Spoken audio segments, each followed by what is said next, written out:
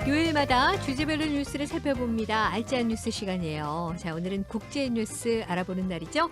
동의대학교 행정정책학과 김태환 교수 전화 연결되어 있습니다. 교수님 안녕하세요.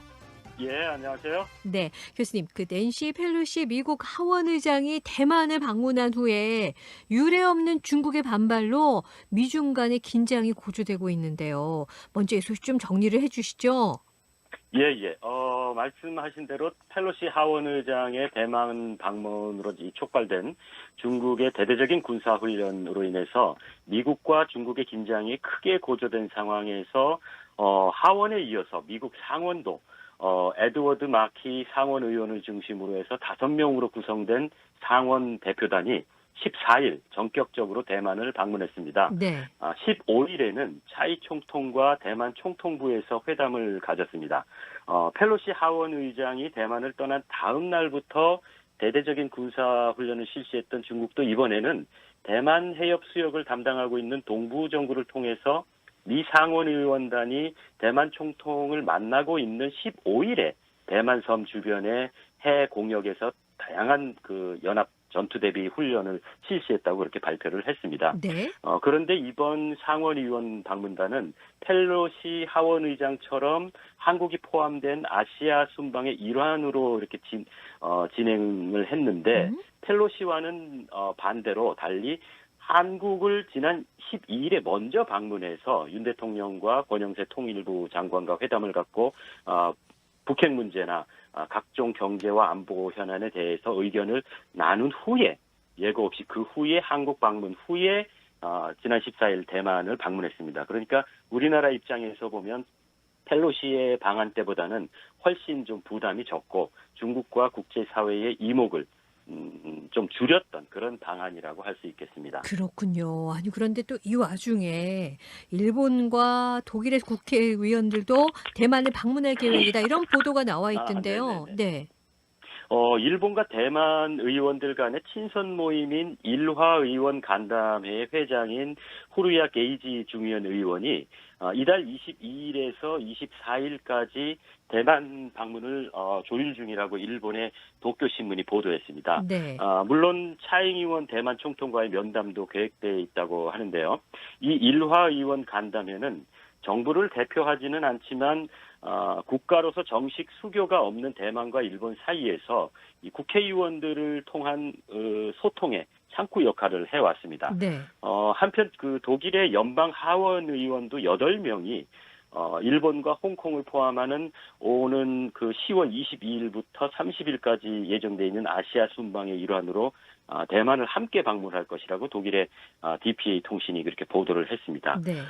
사실 대만을 둘러싸고 있는 이 갈등에서 우리 눈에는 미국과 중국이 주로 이렇게 부각되는데 사실은 아시아와 유럽의 무역이 대부분 이루어지고 있는 이 남중국해 문제하고도 이게 관련돼 있기 때문에 네. 유럽의 주요 강대국들도 사실은 미중 갈등 사이에서 미국의 입장에 서는 그런 형국입니다. 네. 그래서 지금까지 대만과 남중국해에서의 중국 해군력의 증대를 견제하기 위해서 미국을 중심으로 해서 항행의 자유 작전을 이렇게 많이 펼치고 있는데 바로 이 유럽의 주요 국가들도 이 작전에 동참하기도 하고 때로는 미국과 합동 훈련을 해오기도 하고 있는 상황입니다. 그렇군요. 그런데 대만을 둘러싼 이 미중의 갈등이 국제사회로 점점 확대되는 것 같이 보이기도 해서 네, 지켜보면서 네. 참 많이 염려스럽거든요.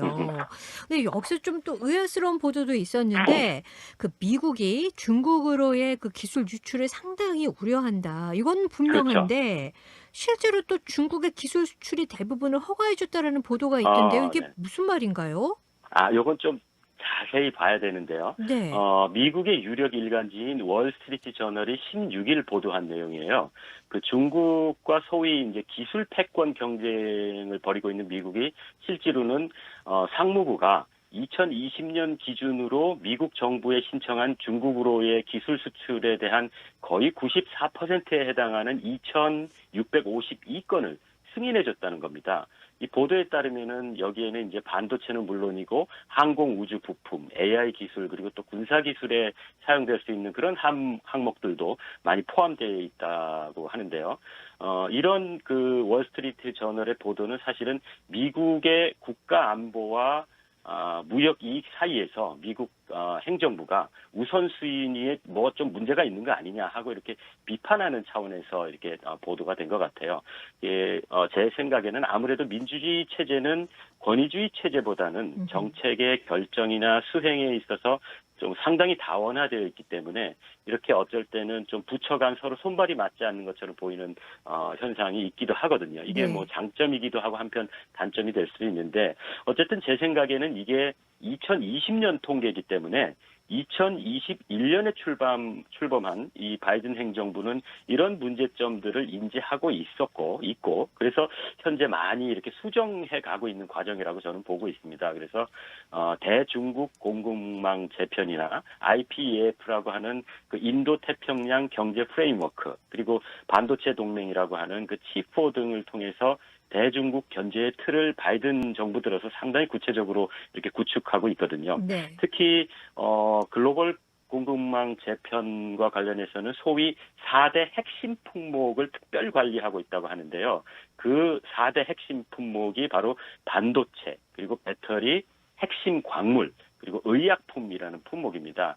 모두 이렇게 잘 보면 향후 첨단 기술을 중심으로 이렇게 해가지고 이후에 그 4차 산업혁명 시대에서는 필수적으로 빠질 수 없는 그런 품목들이고 대체로 보면은 중국이나 특정 국가의 공급망이 집중되어 있는 품목들입니다. 그래서 네. 요거를 미국이 집중 관리하고 있다는 건데 우리나라도 이 IPEF나 칩4의 일원으로서 국제사회에서 보조를 맞추는 것도 중요하지만 미국이 제시한 이 핵심 4개 품목이라는 그런 것들에 대해서 좀 더 관심을 가지고 연구와 대책을 강구해야 장차 한국의 무역이나 기타 기술, 첨단 기술을 확보하는데 뒤처지지 않겠나 그런 생각을 해봅니다. 네. 조금 전에 왜 미국이 추진하고 있는 글로벌 공급망 재편에 그 4대 주요 품목 중에 네네. 배터리가 들어갔잖아요. 그렇죠. 네네.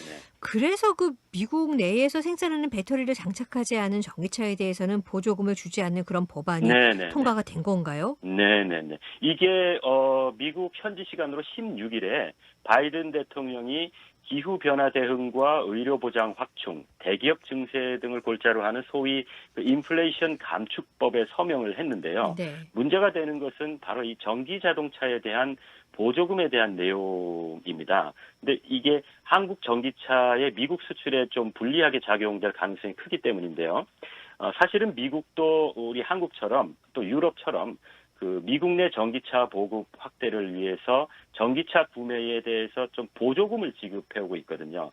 근데 미국에서 생산되고 일정 비율 이상 미국에서 제조된 배터리나 핵심 광물을 사용한 전기차에게만 이런 보조금 혜택을 받는다는 내용이 바로 이 이번에 서명한 인플레이션 감축 법안에 포함되어 있는 겁니다. 그래서 네. 이거는 분명히 현재 시장과 생산량에 있어서 어느 정도 선점하고 있는 그 중국의 전기차나 배터리를 견제하기 위한 것으로 보이지만 중국산 배터리와 핵심 광물이 사용된 전기차의 미국 내 그 판매를 좀 위축시키고 전기차의 하는 데 필요한 그 배터리를 미국 내에서 생산할 수 있도록 좀 이렇게 촉진하는 이런 효과가 있는데 이 부분에서 그렇기 때문에 중국을 글로벌 공급망에서 배제시키는 그런 효과를 기대하고 이런 법안을 만든 거라고 생각을 해요. 네. 문제는 현재 미국에 수출되고 있는 우리나라의 현대나 기아 자동차의 전기차는 전량 한국에서 생산을 하면서 한국산 배터리를 주로 사용하기 때문에 이런 상태라면 미국에서 전기차 보조금을 받을 수 없게 되는 그런 상황이기 때문에 우리가 좀 신경을 써야 되는 상황이 있습니다. 말씀 들어보니까 걱정이 되는데 그럼 이 법안이 발효가 된다면 네네. 우리나라 전기차 수출하는데 피해 좀 받지 않을까요? 그런 면이 없지 않아 있을 텐데 결론부터 말씀을 드리면 사실 네. 그 우리 기업들이 글로벌 경쟁 시장에서 정말 열심히 뛰면서 이런 여러 가지 난관에 잘 대처하고 있다고 저는 보는데요. 그것들이 사실은 결국 어려운 상황에서도 우리나라 발전의 그 버팀목이 건 분명한데 예를 들면 그 LG 에너지 솔루션이 그 미국 GM과 함께 3조여 원을 투자해서 미국 현지의 세 번째 전기차 배터리 공장을 합작으로 미시간주에 건설하기로 이미 올 봄 3월에 합의를 했습니다. 이미 오하이오주나 테네시주의 배터리 공장을 건설 중에 있기 때문에 이게 세 번째 미국 내 공장이 됩니다. 그래서 2024년 하반기부터는 생산이 가능한 그런 계획을 세우고 있다고 하는데요.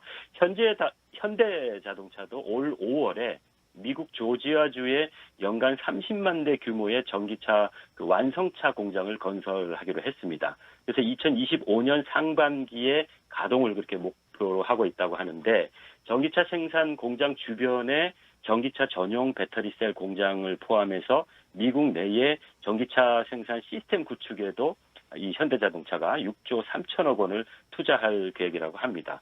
그래서 이 문제는 이미 그 미래 전기차의 그 핵심인 이 배터리 기술 그리고 반도체의 생산 공장이 너무 해외에만 이렇게 치우치지 않게 국내외에 좀 균형 있게 위치할 수 있도록 사실은 우리나라 정부와 기업이 그런 면에서도 꼼꼼하게 효과적으로 협력을 할 수 있어야 하지 않겠는가 네. 그렇게 생각합니다. 우리 기업이지만 뭐 생산 기술이나 시설이 전부 다 외국에 있으면 사실 그걸 우리 국가의 이익이 되는 우리 것이라고 할 수 없잖아요. 네. 그래요. 자, 지금까지 동의대학교 행정정책학과 김태환 교수와 함께 국제 정세의 이야기 나눠봤습니다. 교수님 감사합니다. 예, 고맙습니다.